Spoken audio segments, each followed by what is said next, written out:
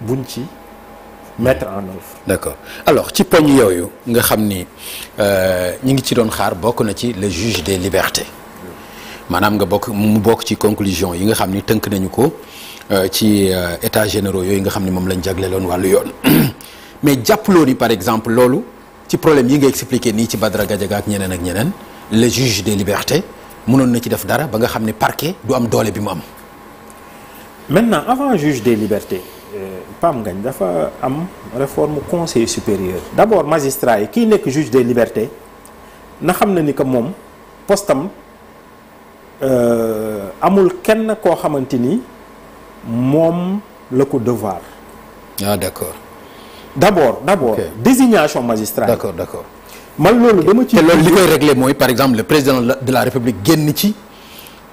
wala mën na ci des. xam nga man foofu dama ci d'accordul ak ñu bëri man dama jàpp ne lu am solo du président nekk wala mu génn ci conseil supérieur man loolu sama xalaat la parce que ñun ñi ci nekkoon c'est symbolique mais lu ëpp solo moom mooy mu am des procédures transparentes et objectives nga xamante ni dañuy naan ni magistrat bii. waaw par exemple ñu ne poste premier président cour d'appel Dakar sera vacant dans 6 mois. ñu def appel à candidature. ok su ñu defee appel à candidature. ñu xool ñi nga xamante ni ñoom ñooy soumettre seen. candidature su ñu soumettre mu am benn secrétariat général. mu xool dossiers yi. xool des critères objectifs liés à l'ancienneté magistrature ancienneté dafa am solo liés à la compétence am na des critères man am na benn article bu ma bindoon en 2015 dama ne ni léegi magistrat yu bëri ñenn ñi dañuy bind thèse ñenn ñi dañuy bind des ouvrages scientifiques dafa war a am des bonus bonus par rapport ak magistrats yi yàgg dans certaines juridictions éloignées de toutes les manières mën nañu inspirer wu ci enseignement parce que foofu y a des critères objectifs yi ñu teg depuis une trentaine d'années ba tey nii doo gis benn contestation ci nomination jàpp naa ni magistrat moom ñett yii moo am solo ancienneté, compétence et probité morale. waaw. ñett yooyu mooy éthique ah. probité morale moom nga bëgg mooy maanaam maandu. moom mooy jub ak maandu bi. d'accord voilà léegi nag yooyu su tegoo ñu xool ñu def classement. kii moo féete kaw kii moo ci topp ak kii suñu ñëwee day am préconseil dañ koy def. En dehors de la présence du président de la République ñu xool ñu càmbar yépp def classement yi nga xamante ni rencontre bi ñuy def solennelle avec le président de la République dañuy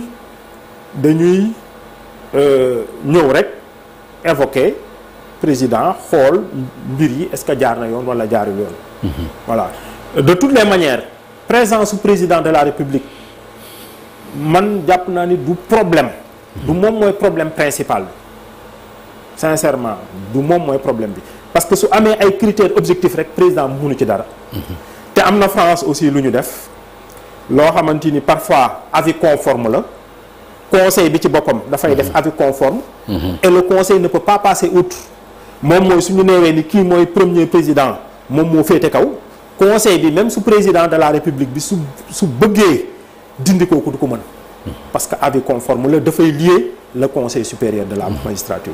Okay. En tout cas su conseil supérieur magistrature suñu ko réformer dans sa composition et dans la composition ce qui est important ñëpp lu ñu demander au lieu ñuy exclure kenn ñu ubbi ko man loolu laa mës a wax soyons dans une logique d'ouverture mais pas dans une logique d'exclusion. D'accord. Parce que président de la République moom dafa def benn programme ne man su ma ñëwee lii laa bëgg ci justice ak leneen li waruñu ko te moom mooy la clé de voûte des institutions. war nañ ko may mu doxal programme am ci justice. waaw war nañu wóolu. war nañu wóolu parce que gis nga sooy defar loi da nga koy def pour la postérité. war nañu wóolu ba pare tënk ko duñ ko wóolu rek bàyyi noonu mais dañ koy wóolu tënk ko. parce que nous sommes dans un régime présidentialiste le président moom mooy garantir le fonctionnement régulier de toutes les institutions. waaw léegi su fekkee loolu am na ñu ubbi ko université bi dugg société civile bi dugg barreau bi dugg ñooñu dañuy ñëw nekk en quelque sorte bëtu citoyens yi. d'accord. parce que fu mu toll nii composition conseil supérieur de la magistrature exécutif bi la rek ak magistrat yi. donc suñ ko tijji woon yaakaar naa ni. dana gën a am transparence. waaw transparence léegi nag loolu mooy tax juge de la liberté et de la détention su ñëwee dana nekk koo xamante ni dafay dëgër. du ragal sanction quoi du ragal sanction. waaw parce que réforme ñun yu ñu laajoon moom mooy yenn postes yi na nekk même des mandats yoo xamante ni. de 4 ans par exemple mandat de 4 ans.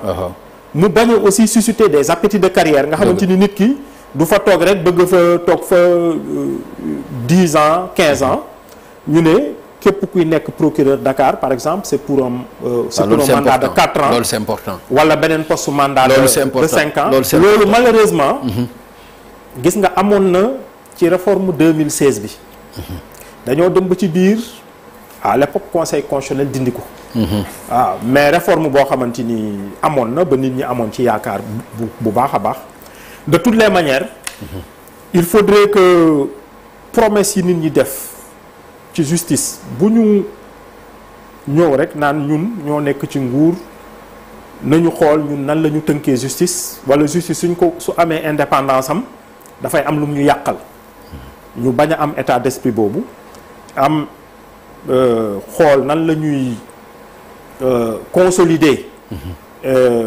vraiment la démocratie et l'état de droit yaakaar naa ni loolu suñ ko defee juge des libertés et de la détention dana am benn dayo boo xamante ni yenn détention yu abusive wala yu arbitraire yu bëri du fi amati. d'accord alors ci wàll boobu UMS